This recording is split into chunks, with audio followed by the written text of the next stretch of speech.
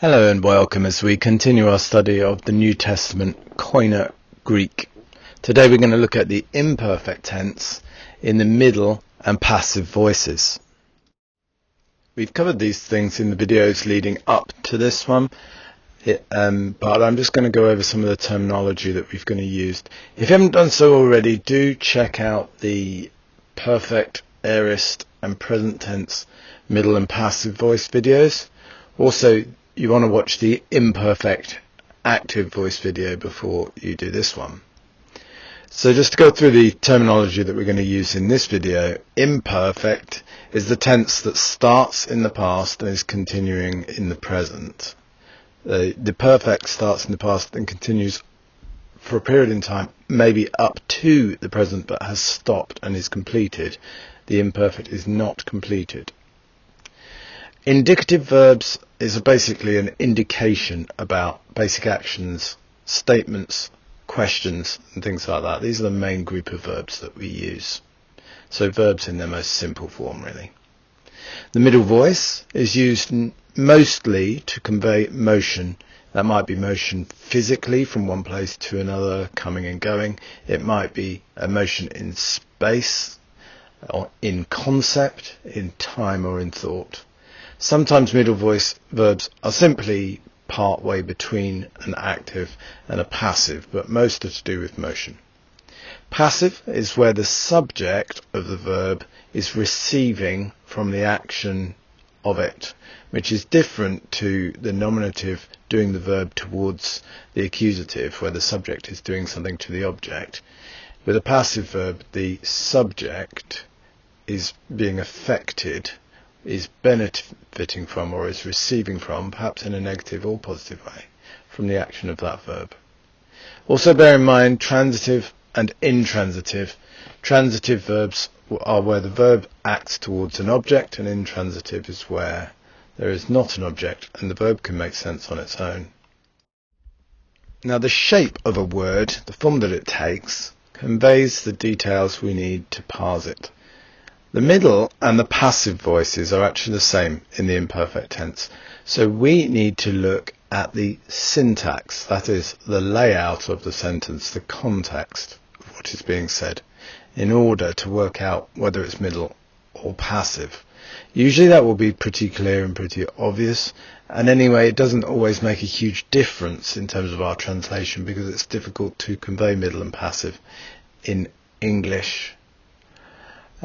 But sometimes identifying the voice is actually quite helpful in understanding, and it's a bit of detail that we can get from studying Koine Greek that isn't always there, or isn't always obvious, at least in English. Building on what we've learnt in previous videos, this is how the imperfect is constructed. There's an augment on the front of the verb that tells us it's a past tense, then the stem, and then the ending. Imperfect verbs only occur in the indicative mood, so we're not going to be doing them in participles or infinitives or imperatives and things like that. Indicative verbs in the past tense, whichever past tense they're in, always have an epsilon augment at the beginning. So using the example of luo, it becomes elu, to put it into a past tense, and then the omein shows us that it is a middle or a passive, and that it's first person singular. So let's look at how that verb declines. Here we have singular, first, second and third person, and then plural. Elu omein, elu u, elu eto, elu ometha, elueste, eluonto. Now all of these O-shaped letters here are omicron, so they're all going to be hard sounding, except where they're part of a diphthong. So elu, there's a diphthong there, omicron upsilon, which gives you an oo sound, whereas in the other places it's going to be a hard o. So elu eto, elu onto, elu ometha, and elu omein. If we pop that in alongside the present, you will see that they're actually pretty similar. All we've done is add the epsilon, and then the endings are almost identical. Look first here at the plural. Luometha becomes eluometha. Luesther becomes eluesther, and luonta becomes eluonta. So it is simply the case of adding the epsilon. Remember, if it was aorist, for the first aorist at least, we'd be adding a sigma and the thematic alpha, so it would be elusametha, for example, and elusasther. In the singular, there's a slight variation. I'm not going to go into the rules as to why, because they're quite complex, so we'll come back to that. But just to summarise here, luomai has become eluomain, so there's a slight difference there, but pretty similar. Elu becomes elu comes from lu a. That's the one that's changed. The eta there is a long vowel, so to add to that, to push it into a middle, the sound tends to be more open-mouthed and longer, softer sound. Well, you've already got a long vowel in there, so it's a bit difficult. So that actually drops out, and it becomes elu. There's a set of rules for how that sort of contraction works, which I'll come back to at a later date. And then for the third person singular, luetai is pretty similar with elueto in the imperfect. So let's look for some examples. Now, the Gospels, obviously, they are biographical, historic recounting of events and stories that Jesus tells, parables, etc. So you tend to see certain types of words there.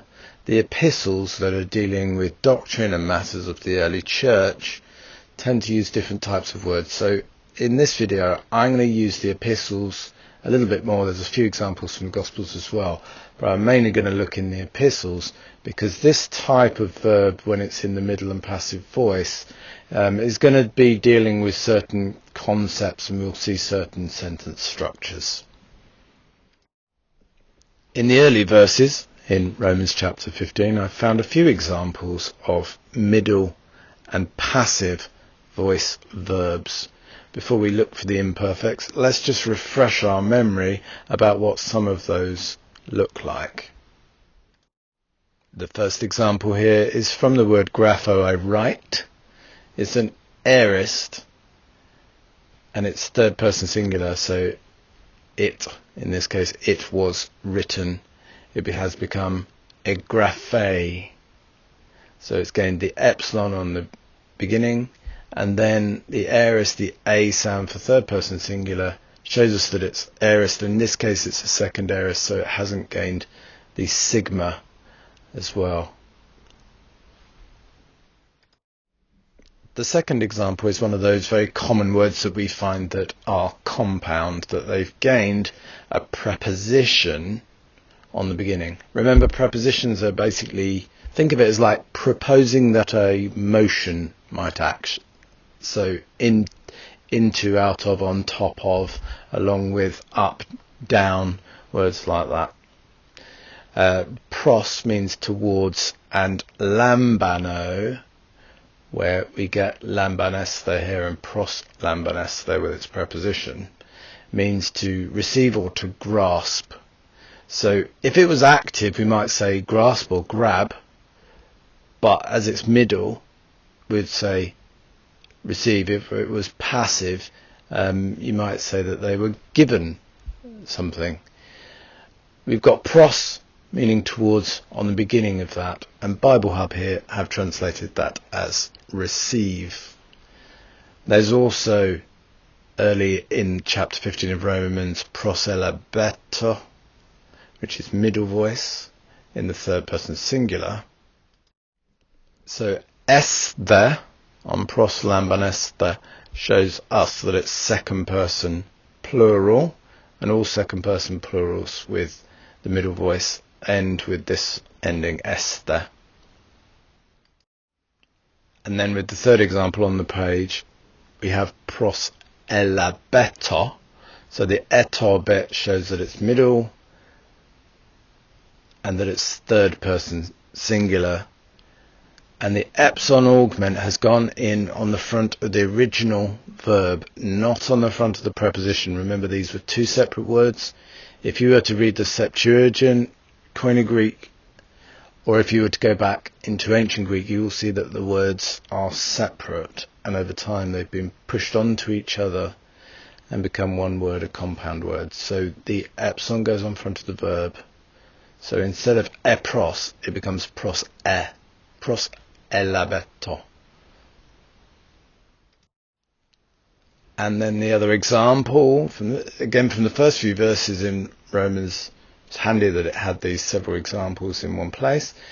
Grapho again, I write, is in the perfect tense here. The tie bit on the end is going to tell us that it's third person singular. The doubling of the first sound, the first consonant here, tells us that it's perfect. So the gamma has been doubled. The epsilon was already added because it's a past tense. So grapho has gained ge at the beginning to become gegra, and then the p and tie has been added. So rather than adding the tau to the phi, it is contracted into a pi. Remember, phi is basically like a ph, so effectively we've taken the h off. Ph, like in the word phone, creating an F sound. We're basically taking the h off, so it gets shifted back down from ph to just p. So phi becomes pi. So then it's gegrap tai. It has been written. And that's a very common one in the New Testament, because that phrase is used a great deal. And it goes on to quote usually a prophet or the Old Testament in some way. And interestingly, it does quote the Hebrew sometimes, just translating the Hebrew to Greek. But quite often we see Paul quotes from the Septuagint, more than half the time. And then some of the time he quotes from the Hebrew.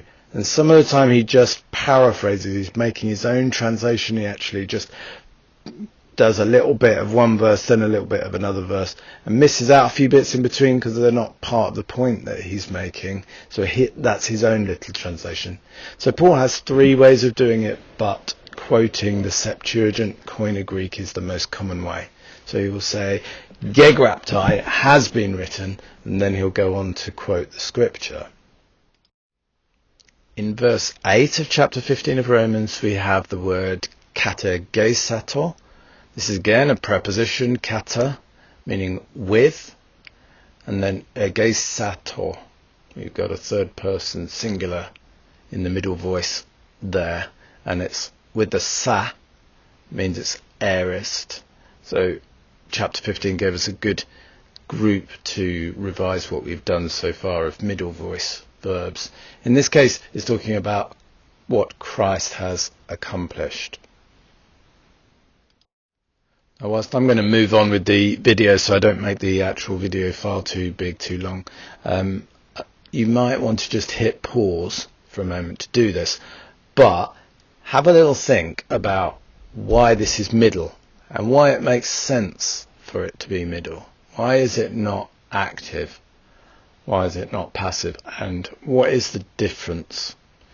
Aorist, of course, has a specific middle and a specific passive separately. So we know for certain that it is middle voice in this case. Why has the writer used a middle and not a active? It probably doesn't make sense to use the passive here either. So just pause it and have a little bit of a think about that and why that is used. It's important that you understand the concept of what middle and passive voices are and how they are used. Moving forward to verse 9, chapter 15 has given us a helpful little bit of revision about middle voice verbs across what we've already done.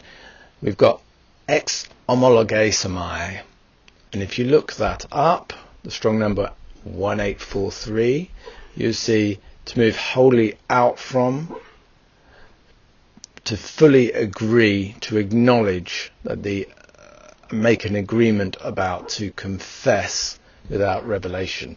So you've got ex, meaning out of, the homo, in there from the same. Homogeneous is a word we get from that. And then logos, words. So we've got out of the same words. And that is translated as to confess. You may have noticed that my dog is dreaming and having little dream barks in the background there. Sorry about that. Then to look at the context, I haven't put the whole sentence in here because there's a few other bits that aren't relevant to what I'm saying, but let's think of the context. I will praise. And it's talking about I will sing the name of your, so sing praises to your name. So this has been used in the middle, which makes a lot of sense in this case. And then the name, to onomati, and then su psalo. Now there's quite a lot of words here that we actually have in English. Let's just look at those quick. So the preposition at the beginning is ex, which means out of. We get the word exit from that. That's probably gone through Latin. It's ex in Latin as well. And the it ending, like on logic, we can see those words are from Latin, but their origin was in Greek. There's loads of words that started in Greek, came through Latin, sometimes French as well, before reaching English. So the Latin, the French might have changed it a bit, especially in the endings, but the origin is Greek. Ex meaning out of.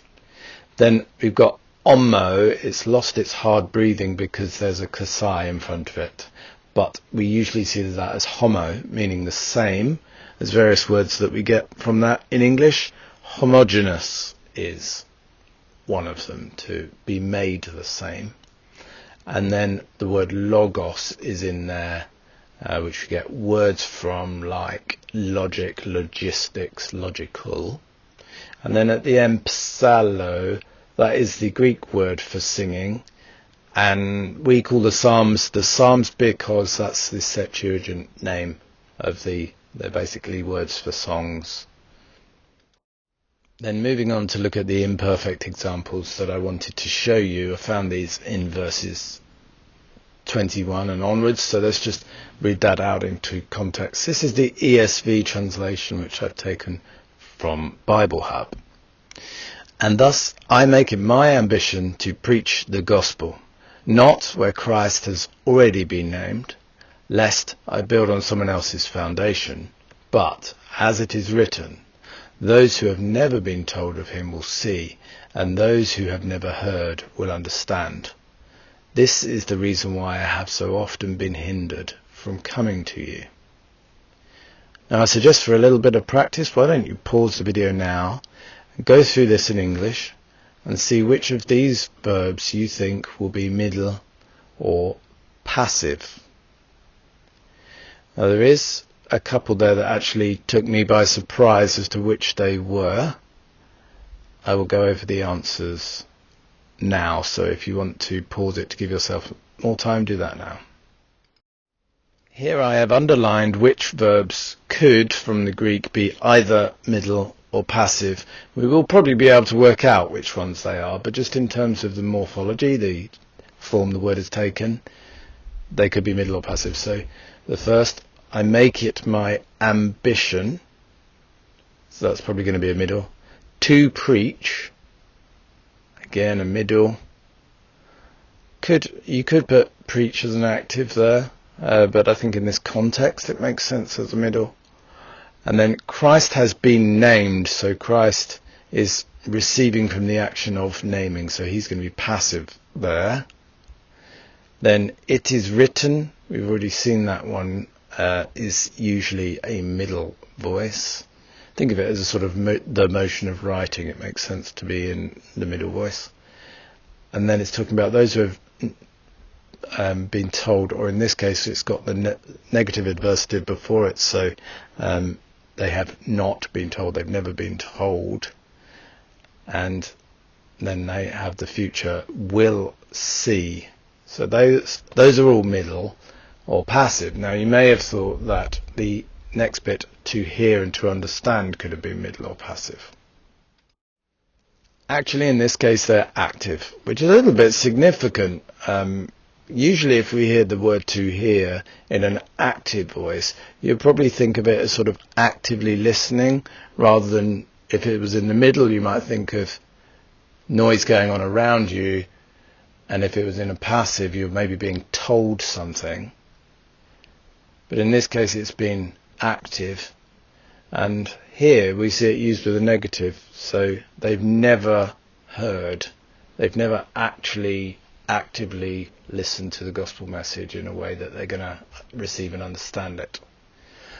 The word understand also is active.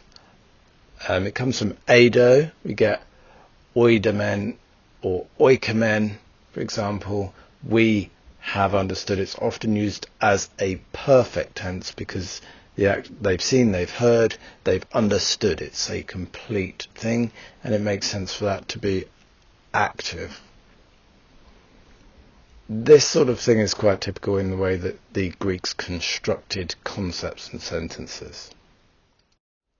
So we see that a reality has been stated with a passive, or perhaps middle, and then it leads to an active outcome. So, as I said in the last video, where we were looking at the perfect, middle and passive, we get what's called the stative aspect, where it's stated, and then the aspect, what we can see, our view from that position, if you like, shows us then something that is stated from that.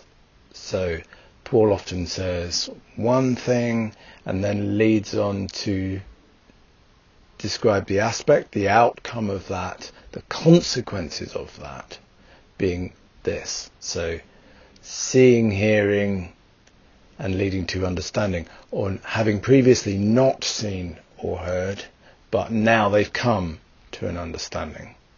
Again, this is very typical in the way that we see things reasoned out and structured in ancient languages with Semitic origins. Ancient Hebrew is much more rigid, much more detailed in the way that it does that. Ancient Greek reflects that a bit, but in the last sort of 800 years, Koine Greek has modernized from sort of 1 BC to the 1st century AD. It has modernized to a degree. It's not modernizing as rapidly as modern English does in the age of radio and television and internet and stuff like that, where the language is getting used and changed much more forcibly, much more quickly, but we do see an evolution. So some things in these sentence structures are simplified by the time we come to Koine. And remember, Koine Greek, which basically means United Greek, is not technically, as the academics would call it, ancient. If you go to America, anything that's even slightly old is called ancient, but academics tend to regard the technical definition of ancient as being before Alexander the Great. So ancient Greek stuff is before his reign, and we've moved into the Koine era. So the language has evolved. Let's just look at those words then in Romans 15:21. So enekoptomein is the imperfect here, and it is the word I have been hindered. So it's going to make a lot of sense for that to be a passive. So that is an imperfect indicative. Could be middle or passive, but in this case it's clearly a passive. Paul, the subject, is being affected by the action of the word, the hindrance. This was a reading we did at church recently, and I happened to spot an imperfect in the middle of passive. They're not actually very common, so you have to look round for them a bit. But they have their own meaning, which obviously is important in translation.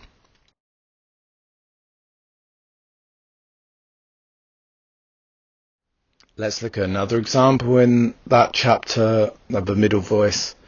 Poruomai is a verb about travelling, journeying, coming or going. It might talk about the particular final destination, so it's sometimes used in the context of death and dying. Here I've used Bible Hub and clicked on the strong number. Shows you the word, how to say it, and its meaning. And if we move down the page a bit, scroll down a bit, you'll see Thayer's Greek lexicon. It's going to give you some examples, and because this is a motioning word, we're going to see it in the middle voice. Not many times you'll see words there will be listed their principal parts with lots of examples of middles, but in this case there is. So poruo, if you look at the word underlined there in sky blue, it's poruomai in the present tense. In the imperfect tense, that simply gains the epsilon at the beginning, and then the ending is slightly different because it's imperfect tense, eporuomein. The future gains the sigma, so poruomai becomes porusomai. Again, a very simple change because this is a first aorist word. Then there's a couple of other bits that we haven't done, participles and subjunctives yet, so I'll come back to that. But underlined in red, we have its aorist passive form, so it's going to have that theta eta in its ending there. We have eporuthane.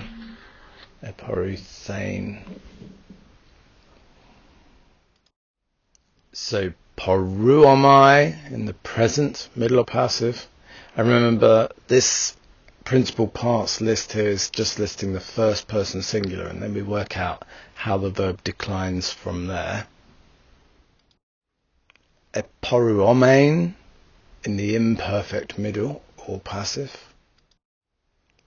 Porusomai for the future middle. It would have a separate theta addition in there and be poruthesomai if it was passive in the future. And eporuthane for the aorist passive. So poromai in the New Testament, if we're looking for imperfect middle or passive voice verbs, we have these examples. The first and third person in both the singular and the plural. So eporuomein, the first person singular. Eporueto, third person singular. Eporuometha, first person plural. And eporuonto for third person plural. These examples come from Acts in chapters 21 and 22, Matthew 24 and Luke 2. So let's take a look at those. Hos kai ha archierus marture mu kai pantos presbyteron. So as also the high priest bears witness to me, so does all the elderhood, from whom also he has received letters. He's on his way to take the brothers to Jerusalem in order that, and then the last word that's just off the page is to be punished. I'll come back to that one. So we have from the middle there, par hon kai epistolas, from whom also letters, dexamenos, having received, prostus adelphus, eis demaskon eporuomein axon, to bring the brothers to Damascus.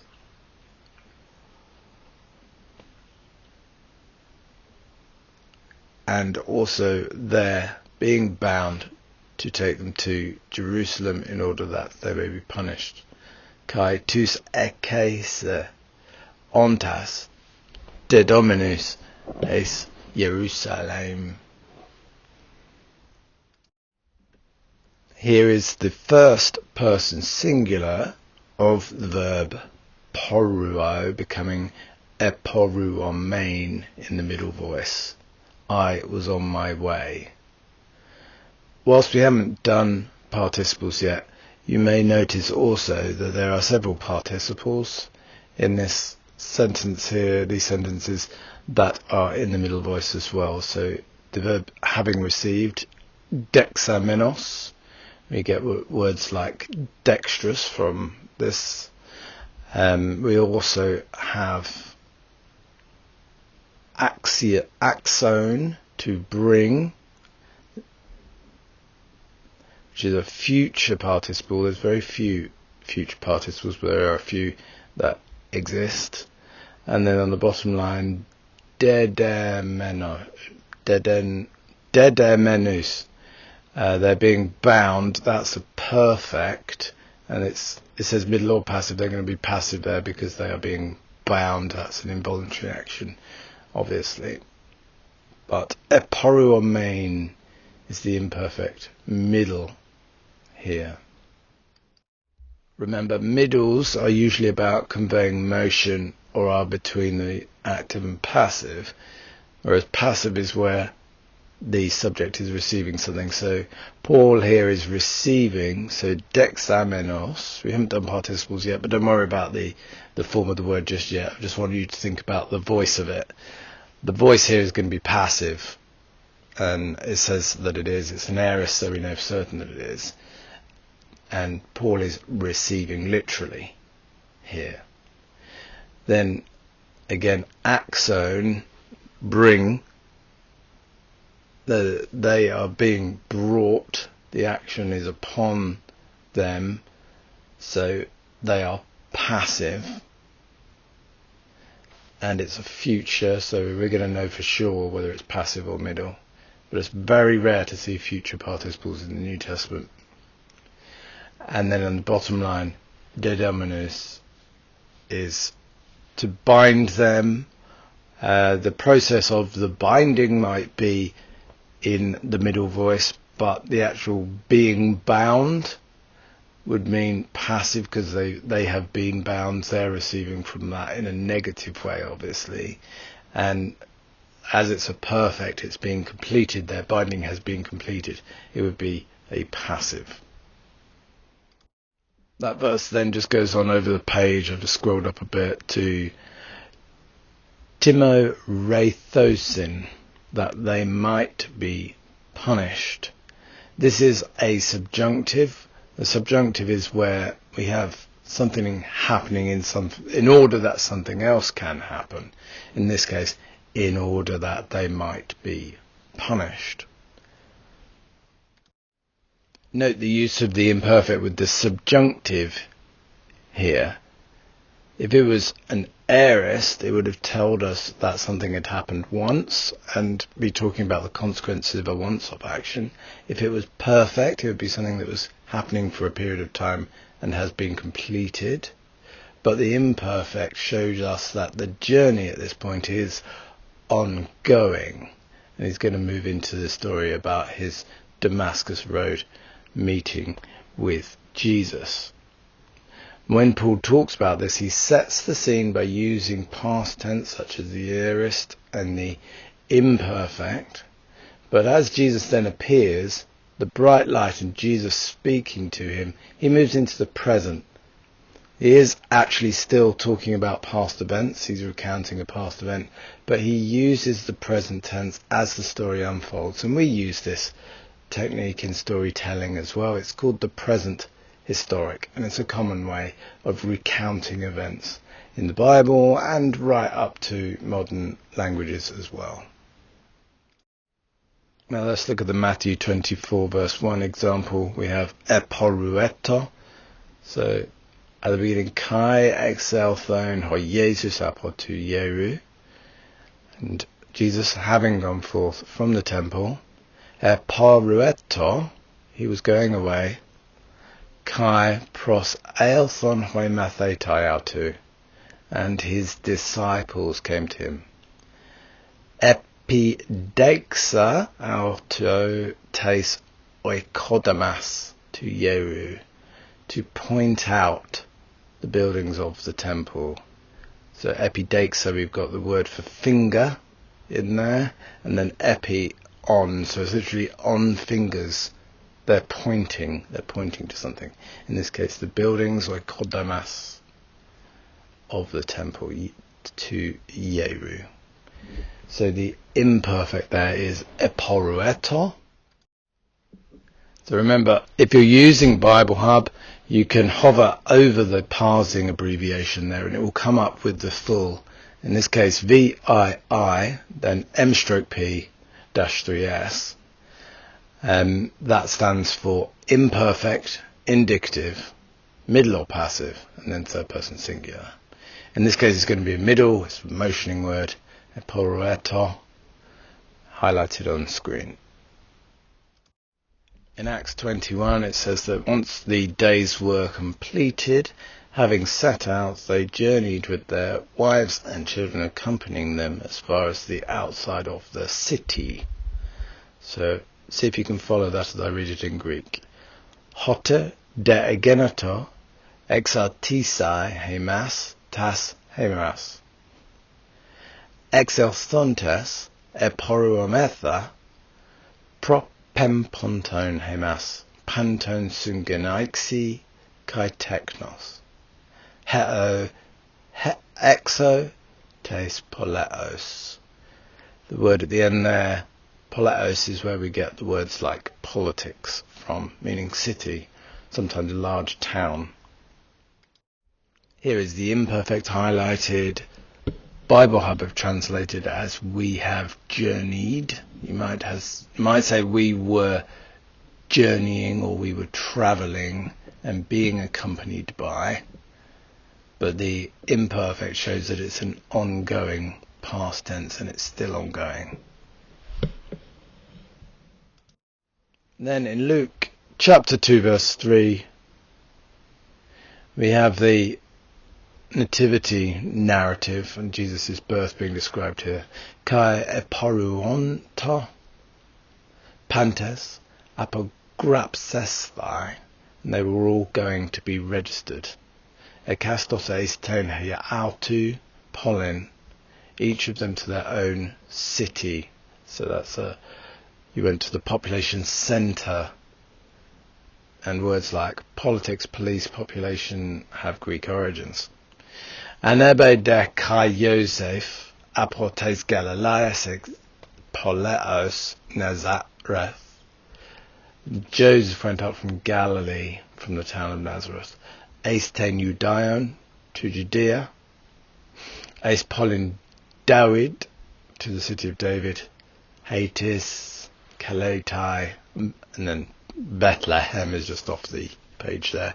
But Poru Onta is the imperfect example here. I highlighted at the beginning the difference between transitive and intransitive. In this case, this is intransitive. The going bit, the motioning of the word, is not where a verb is directly being done by the subject onto an object. It doesn't have to be done to an object. The motion could make sense on its own. It's intransitive in this case.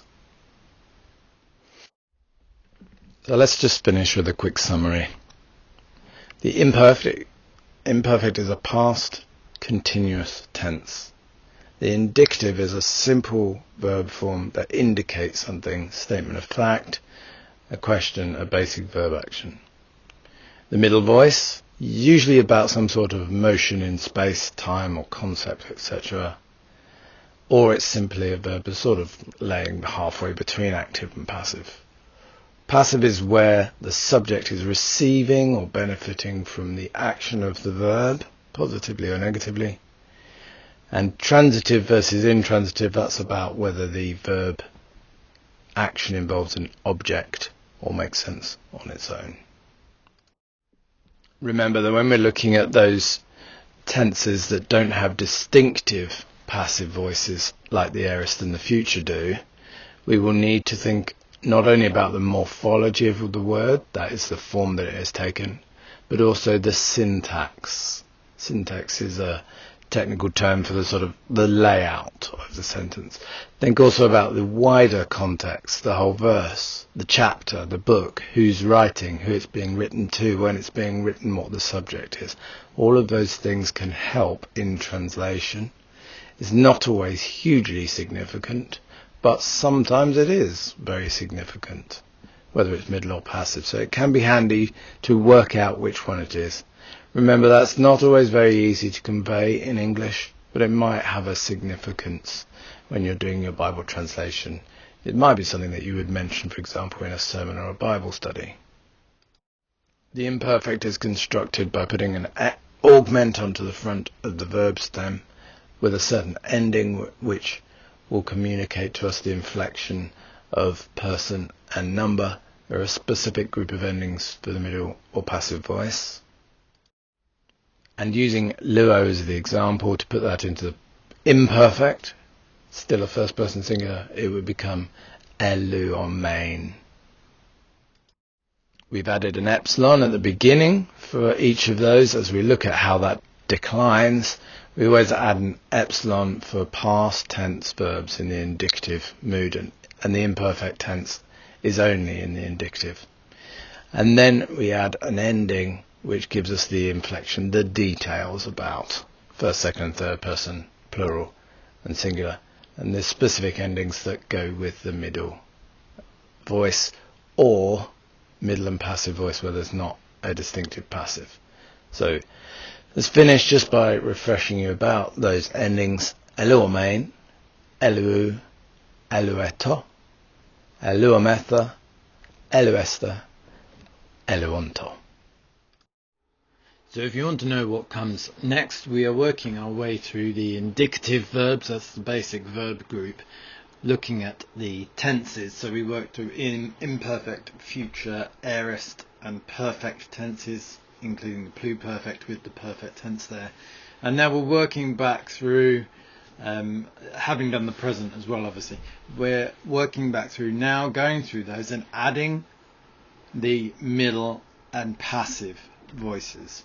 I'm also going to be adding a numbering system in on the channel as well. So this is 2.10 for the imperfect in the middle voice.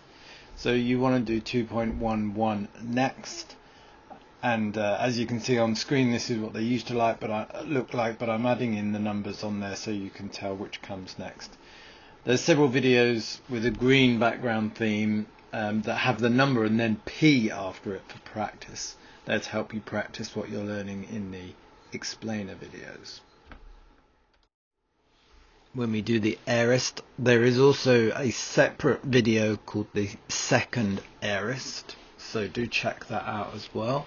That is a group of aorists that behave a bit differently to the other aorists, so make sure you've done the aorist tense, introduction to the aorist tense in its basic form, and then the second aorist, and then also do the aorist middle and passive voice. So once we have worked through the active voice of present, imperfect, future, aorist and perfect, we work through the middle and passive voice of those two. Then we will largely have done our overview of indicative verbs. Although it should be noted, we are doing quite a light covering here. If you want more information, there are lots of channels and books and resources that you can use to go a bit further. We will move on, however, then to level 3 to do subjunctives, infinitives, imperatives, adjectives, some irregular verbs and things like that in level 3 and in level 4. On screen you'll see suggestions, the next chapter, the next practice video, the previous chapter, and also the option to subscribe so you can get updates whenever a new video is uploaded on this channel. It doesn't cost anything, it just means that if I upload new videos that you will get a notification for it. You can follow the numbering system, which I'm gradually adding to the videos. It will tell you what order you want to tackle them in, and if you'd like a copy of the syllabus, then do let me know. You can put a comment in the comments box or send me a message via YouTube.